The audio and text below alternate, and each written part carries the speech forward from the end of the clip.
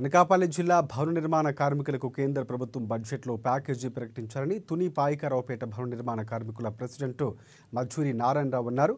పాయకరావుపేట పాండురంగస్వామి ఆలయం వద్ద నుంచి ర్యాలీగా నిర్వహించారు. పాయకరావుపేట హైవేపై జంక్షన్ వరకు కేంద్ర ప్రభుత్వం కార్మికులను ఆదుకోవాలని నినాదాలు చేస్తూ ర్యాలీ చేశారు. ఈ సందర్భంగా యూనియన్ ప్రెసిడెంట్ మధురి నారాయణరావు మాట్లాడుతూ కేంద్ర ప్రభుత్వం కేటాయించే బడ్జెట్లో భవన కార్మికులకు కూడా ప్రత్యేకంగా ప్యాకేజీ ప్రకటించాలని, తగిన మౌలిక సదుపాయాలు కల్పించాలని కోరారు. గత జగన్మోహన్ రెడ్డి ప్రభుత్వంలో భవన నిర్మాణ కార్మికులకు ఇసుక కొరత ఏర్పడిందని పేర్కొన్నారు.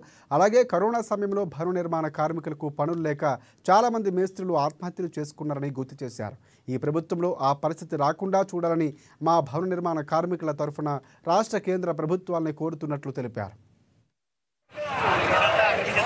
గత 6 సంవత్సరాలు పెట్టి మేము చాలా బాధలు పడుతున్నాము. ఎందుకంటే గత ప్రభుత్వం భవన నిర్మాణ బోర్డుని దొంగలో తొక్కేసి భవన నిర్మాణ బోర్డుని లేకుండా చేయడం జరిగింది. గత ప్రభుత్వంలోనైతే మేమంతా ముందు ప్రభుత్వం చంద్రబాబు నాయుడు గారి ప్రభుత్వంలో అయితే ఇంచుమించుల భవన నిర్మాణ కార్మికులకి 1.5 కోటి వరకు కూడా భవన నిర్మాణ బోర్డుని తెచ్చుకొని డెలివరీ గిఫ్ట్లు, మ్యారేజ్ గిఫ్ట్లు, డెత్తులు ఇవన్నీ కూడా ఇవ్వడం జరిగేది. ఆ రోజుని ఒక భవన నిర్మాణ కార్మికుడికి ఒక భరోసా ఉండేది. ఒక నా కుమార్తె డెలివరీ అవుతే మా భవన నిర్మాణ బోర్డుని, మా యూనియన్ నుంచి మాకేదో ఒక 20,000 రూపాయలు వస్తున్నాయి, నేను దేనికైనా ఖర్చులకు ఉపయోగించుకొచ్చాను, ఒక ధీమాకొని ఒక భరోసాతో బతికేవాడు.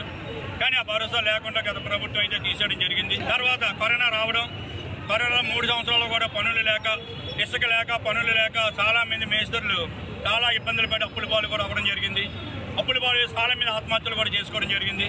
అప్పుడు కూడా కేంద్ర ప్రభుత్వం భవన నిర్మాణ కార్మికులకి 10,000 రూపాయలు ఇస్తానని చెప్పి ఆ రోజు మాట ఇవ్వడం జరిగింది. ఆ 10,000 రూపాయలు కూడా గత ప్రభుత్వం ఏం చేసిందో కూడా తెలియక మా భవన నిర్మాణ కార్మికులకి రాలేదు. దాని మీద ఈ రోజు కేంద్ర ప్రభుత్వం బడ్జెట్ సమావేశం పెట్టింది.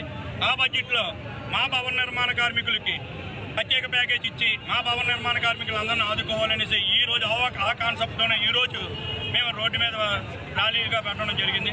ఎందుకంటే ఈరోజు కేంద్ర ప్రభుత్వం 2-3 రోజుల్లోనే బడ్జెట్ సమావేశం పెడుతుంది కాబట్టి ప్రత్యేక ప్యాకేజ్ ఇచ్చి భవన నిర్మాణ కార్మికులను ఆదుకుంటారని కోరుకుంటున్నాను. అలాగే మన సీతారామ గారు, ఏం పేరు, నిర్మలా సీతారామ గారు